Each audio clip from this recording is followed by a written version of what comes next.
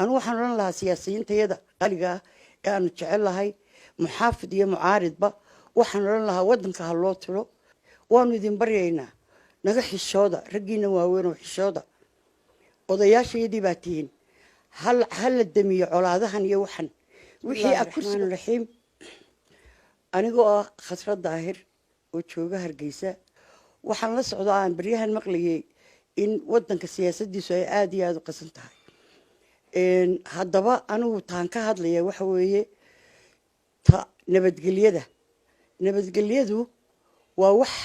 aynu ku naaloono ee adduunka iyo ummaduba inagu wada ammaanto ee aynu ku joogno aynu habeenii maalin ku seexano waxaan oran lahaa horta mid waxaan oran lahaa dhalinyaradu waxa weeyaan dhalinyaradii wadanka u dhalatay ee mustaqbalka lahayd weeyaan cid alyaale cid maanta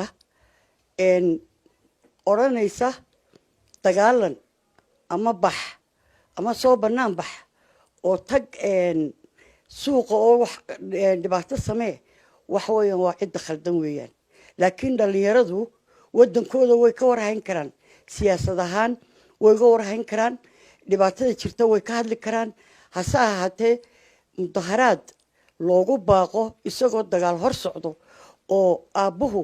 intuu yiraahdo kaalaya waan mudaharaadaynaa intuu bulka hor lolo oo haddana yiraahdo waxaan sameynaynaa mudaharaad taasi ma aha nabadgelyo ee waxa weeyaan waad kicinaysaa caruurtii anu waxaan oran lahaa siyaasiyiintayada qaaliga ah ee aanu jecel lahay muxaafid iyo mucaaridba waxaan oran lahaa wadanka ha loo tiro caruurta ha loo tiro dumarka ha loo tiro dalka ha loo tiro wixii aad isku afgaran weydaan awalba waa saxan jirteen ina saxataan oo isu timaadaan ayaa wanaagsan waa in rag waaweyn baa tiina intay isu timaadaan oo dawladda iyo mucaaridku intay isu yimaadaan wixii dana ee dalku u baahan yahay laga hadlo wixii sharciya ee aan laga boodi karina aad ka hadashaan wixii sharci daracana aad ka hadashaan marka anigu ma leeyahay in la isafgaran waayo laakiin ilaa maalintii Hargeysa aan imid ilaa dawladda kulmiye ilaa tii daahir yaale ilaa maanta oo aan joogno musabixi haysto waxa weeyaan maalin aliyaal maalinta la yiraahdo doorasho imanaysa ama waxa imanaya in caruurta ugu baaqdaan dagaal ma qurux badna war idinku inta isu tagtaan raggiina waaweynow wada hadla oo waxa tiraahdaan waxa inoo danay waxa inoo dana dalku cadow buu leeyahay mid gudaha iyo mid dibadda abuu leeyahay waanu idin baryaynaa naga xishooda raggiina waaweyn oo xishooda odayaashayadii baa tihiin hal la damiyo colaadahan iyo waxan wixii akursiga ku doonaysaan ama kuwa ku fadhiya ay ku doonayaan waa inay isaga yimaadaan oo ay ka heshiiyaan oo ay ka wada hadlaan mid kalena waxaan farayaa haweenkayagu waa hooyadu waxay u baahan tahay ilmaheeda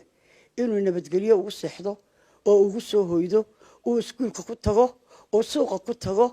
oo uu bulshada kula noolaado laakiin anigu hooyaha haddaan maanta ilaahdo soo kaca caruurtaydii soo baxa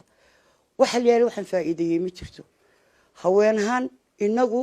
mar kastaba waxaynu nahay kuwa nabadgelyada ilaaliya ee jecel ee wanaaga wada ayaynu nahay waxa weeyaan raggeena iyo caruurteenaba inaynu la talino oo talada wanaagsan aynu siino laakiin inaynu hor cararno oo aynu horino dhibaatada ma aha waanu idin baryaynaa wanaag ha lagu dhameeyo waxa la isku hayo oo hal la ixtiraamo oo bulshada ha laga xishoodo oo dadka ha laga xishoodo oo dalka ha laga xishoodo oo Soomaaliland ay meel wanaagsan baad maraysaa abaaraha iyo sixir bararka iyo dhibaatooyinka taagan waxna waa wax qadar Ilaahay ku xidhan waxna waa wax gacanteena ku xidhan waxa qadarka Ilaahay ku xidhan waynu baryaynaa in Ilaahay raxmad khayr qabayna siiyo waxa gacanteena ku xidhanna waa wax xakameyn u baahan taasna waxa looga baahan yahay dawladdu inay xoogeeda saarto oo ay sixir bararkan ummadda ku yimid ay ka hadasho oo ay xoojiso ciidamada oo kale مثلا أنا قمت دون عيدا قري وتا عروض حبة كوريدا أما الله وحنوبة هنا هاي عيدا كنا بتقليد سيدو نوجو هيو إلى هاي هالشرف إن أيوه هيان هساها تي أسكرجة هدانا صوت دونا أسكركم صوت دونا haddii aad dariiqaa marayso askari ku soo doonan maayo haddaad se dhibaato waddo wuu ku soo doonanaya dhibaatada ha la iska ilaaliyo ciidankuna ha taxadiraan dadkuna ha taxadiraan waanu idin baryaynaa naga